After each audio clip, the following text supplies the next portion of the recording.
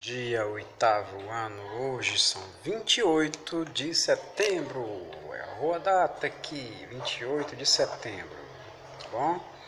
Então, na aula de hoje, a gente vai ver um pouquinho do um país muito industrializado, muito tecnologicamente avançado e de uma economia invejável, que é o Japão, né? Um país cuja bandeira dessa forma, né? Aqui é uma bolinha vermelha, aqui no centro da sua bandeira, só assim. Uma bandeirinha vermelhinha com solzinho vermelho. É chamado de país do sol nascente, né? Por isso que a bolinha circulada, o círculo é vermelhinho e volta a uma bandeira branca. Então, o Japão, ele é um país, e foi um país que já sempre teve vocação para ser imperialista. Se você entendeu a aula sobre imperialismo, fica muito fácil você entender o Japão, porque ele, na sua essência, ele sempre foi esse país razões, com razões muito grandes para ser dominador, né? Ele foi dominado, o fato dele ter sido dominado não deixou ele ir atrás da corrida imperialista, como aconteceu com a Itália e a Alemanha. A Itália e a Alemanha chegaram atrasados, né? Então quiseram de um jeito ou de outro invadir terra dos outros. O Japão não chegou atrasado, muito pelo contrário. O Japão estava meio à parte desses países aí. E se não fosse a influência dos Estados Unidos, né? O Japão teria chegado atrasado. Mas aí foi o seguinte, ó. O que é que os Estados Unidos tem a ver com o Japão? Tão longe, né? Se nós pudermos observar um mapa, deixa eu pegar um mapa mundi aqui para a gente dar uma olhadinha e ver o quanto o Japão ele é longe e perto ao mesmo tempo. Ó, considerando que o mundo ele é redondo, né? Não é plano, como o pessoal gosta de dizer. Se você for sair dos Estados Unidos, em vez de seguir em linha reta do leste, você for para o oeste, conquista do oeste, como os americanos gostam de dizer, você vai chegar no Oceano Pacífico, que é esse lado de cá. Chegando no Oceano Pacífico, e se você avançar mais um pouco, você acaba chegando aqui no Japão. Tá? Você acaba chegando aqui no Japão. Então o que é que acontece aqui? Os americanos obrigaram os japoneses a abrir os seus portos no Pacífico para a economia dos americanos. Se os japoneses não fizessem isso, seriam bombardeados.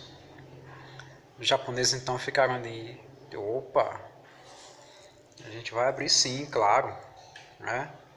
A gente vai sim participar do jogo de vocês, não é isso? E os japoneses começaram então a entender que ou eles participavam do jogo ou eles seriam dominados pelo jogo, né? Mas como foi que isso aconteceu? Vamos prestar atenção nos nossos slides aqui. Para quem tem o livro, é na página 127, tá bom, pessoal? Os meninos aí que tem o livro, é na página 127, a chamada Revolução Meiji, no Japão, Revolução Meiji. O Japão antigamente não era essa potência que é hoje, não. Muito pelo contrário. O Japão antigamente, ele era um país feudal, não é? Deixa eu colocar aqui para a gente compreender. O Japão era um país feudal que tinha um imperador, mas o imperador não tinha tantos poderes assim. O imperador vivia, muitas vezes, governando juntamente com os shoguns. Shoguns eram senhores que tinham tanto poder quanto o imperador do Japão. Shoguns. Por isso que muita gente chama de shogunato, né? Shogunato também. Né? E bem no início aí do texto diz assim, ó. O governo feudal era composto pelo imperador, mas quem controlava o país era o shogun, supremo chefe militar. Né? Dentro das terras do shogun habitava os daimios. Os daimios, que também eram senhores de terras, só que menos poderosos um pouquinho do que os shoguns. Certo? Cuidado que eu posso perguntar a diferença entre os dois. E os daimyos eram subordinados aos shoguns. E os shoguns viviam em pé de igualdade com o imperador. Muitos shoguns eram tão fortes que eles mandavam até mais do que o imperador. Ok? Tinha muitos daimyos por todas as regiões, por todas as terras dos shoguns. Né?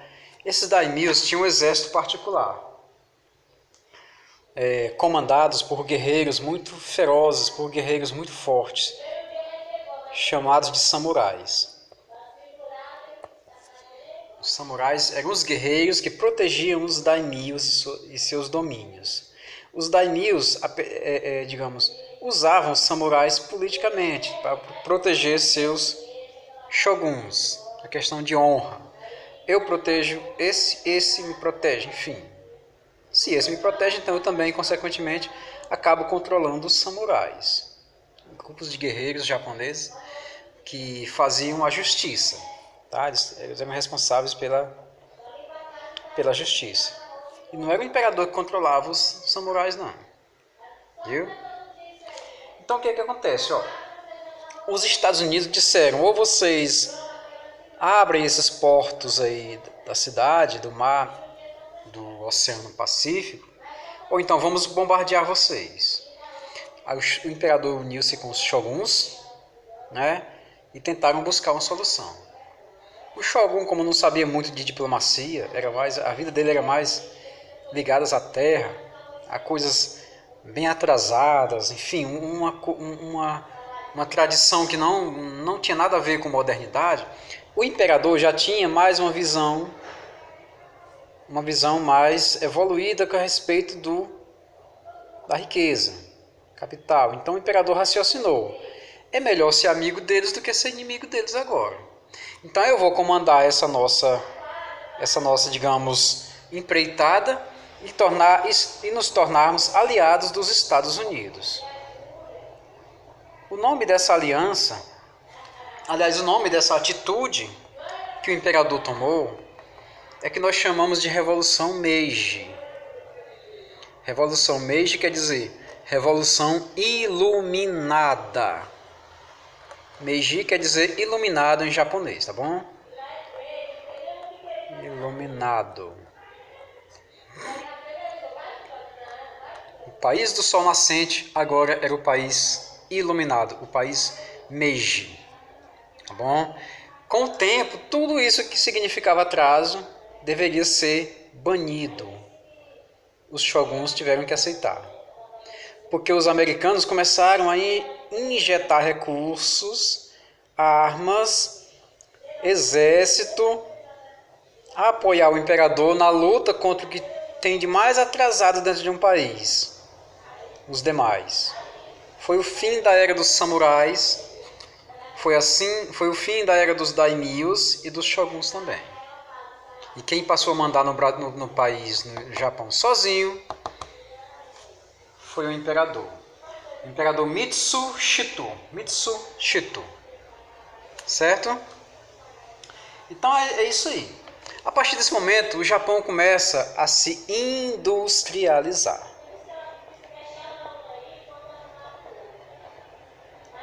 Mas não foi só isso que o japonês pensou, não.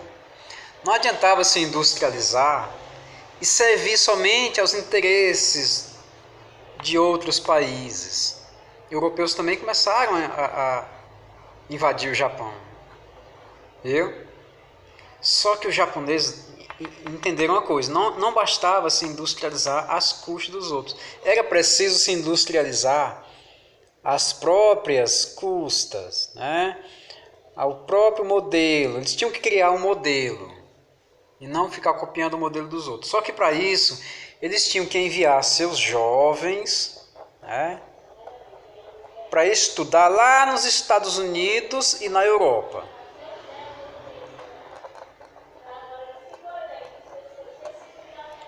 Sabe como é que faziam isso?